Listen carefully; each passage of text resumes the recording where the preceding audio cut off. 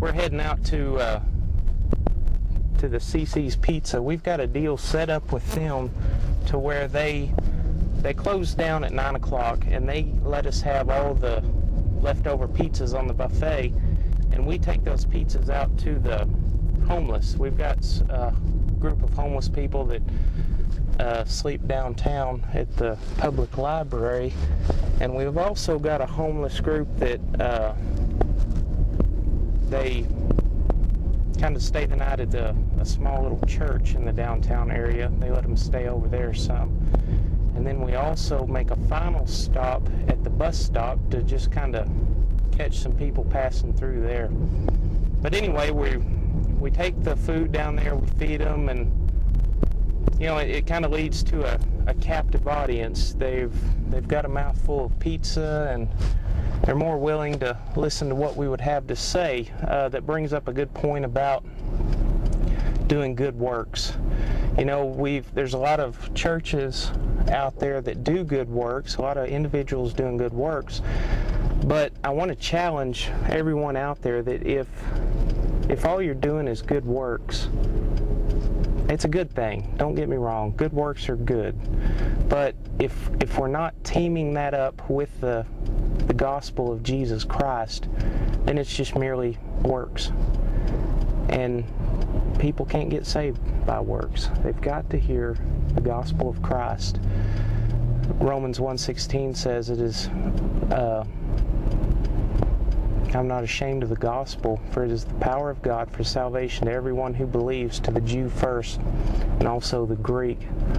So God has chosen the gospel to be his vehicle to save people, and he's chosen us to deliver that message. So if we're not out there delivering the gospel, then how do people get saved?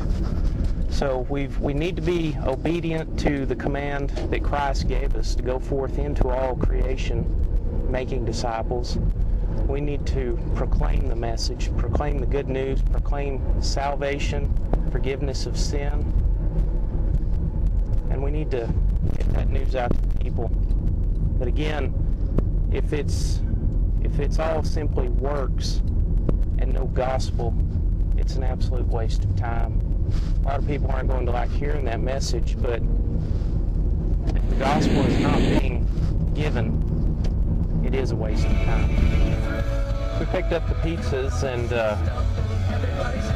they've found out from, I hadn't been out here the past couple of weeks. I've been going out to the mall to do some witnessing out there, but the guys have been coming out here every Friday night. They said that the city has run off the people that were staying at the library, that they threw away all their blankets, threw away all their pillows, and ran them off. So they said they've been having trouble finding the homeless as far as where they're staying now and how to get a hold of them.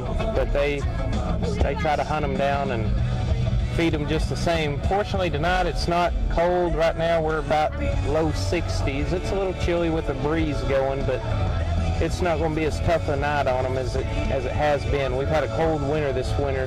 Saw a lot of single digits, 0-degree temperatures overnight, and I'm sure they're looking forward to some warmer weather. You know, there's a lot of people, they talk about a social gospel. I think the people that are involved in the social gospel don't call it the social gospel. I think they call it the gospel. But basically the social gospel is we're going to love people, we're going to do good works for them, and we're going to show them Jesus in us. And those are all fine and noble things, but in all honesty and truth, that's not the gospel. How does someone get saved by you just feeding them? How can someone get saved by you just giving them a warm coat during the winter? So that's what we've been doing out here on a Friday night. We team up our good works with the gospel. We give out coats during the winter. A lot of these homeless people, they depend on this meal. They know that Friday night, 9:30, they're going to get fed. and they get fed good. This pizza restaurant that lets us clear out the buffet, they are doing a good thing by allowing us to come in and just box all this up and take it to the homeless. I think tonight we probably came out with, guessing, maybe 10, 12 large pizza boxes overflowing with pizza. So we've got plenty of pizza for them. But we've got to remember that the gospel is what saves man. It's not our good works, it's not our actions, it's not our deeds. It's not just loving somebody. It's not just being a friend to somebody. Yes, those are all good things. We need to do those things. If you're truly in the faith, those things will come.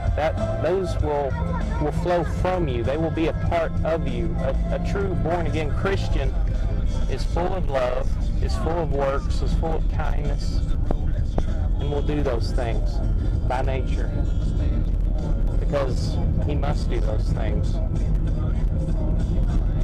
Those are his fruit. You know, Jesus talked about you'll know them by their fruit. How do you know an apple tree is an apple tree? You see apples on it. How do you know a Christian's a Christian? You see fruit. He's doing good works. He's out spreading the gospel, feeding people. But we can't divorce the two. You can't have faith without works, and you must have works along with your faith.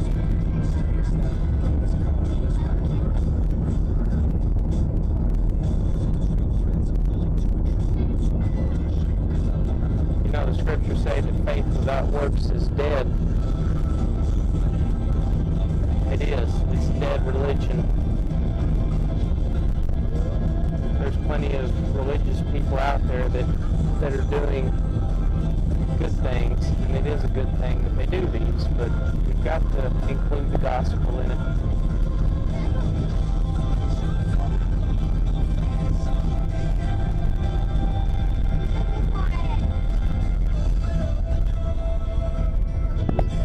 And to just talk a bit about what message to deliver with the gospel. One night I was talking with a homeless person. He was in a wheelchair, he had no legs, and I was delivering the gospel to him. I was making sure he realized the sinfulness of man, the righteousness of God, and the judgment to come, and the salvation that Christ provides. And a fellow church member was offended deeply by that message. They had compassion on this homeless, legless person, which I did too, but they saw me as being cruel for pointing out this person as a sinner in God's eyes. But how cruel would it be to simply tell this man that God had a wonderful plan for his life and invited him to repeat a prayer after me, and then he wakes up in the gutter tomorrow? Is that the wonderful plan God has for this man? To be legless and waking up in a gutter? I don't think so. The wonderful plan is that God will save you from his wrath to come. He will save you from the judgment, from the torment of damnation. And his wonderful plan is that you serve him. You look familiar to me. What's your name? Joe. Joe. I met you over there at the library one time. That's right. Okay. Right before Christmas, blues. That's right. It was colder that night, I think, or getting there. Yeah, me too.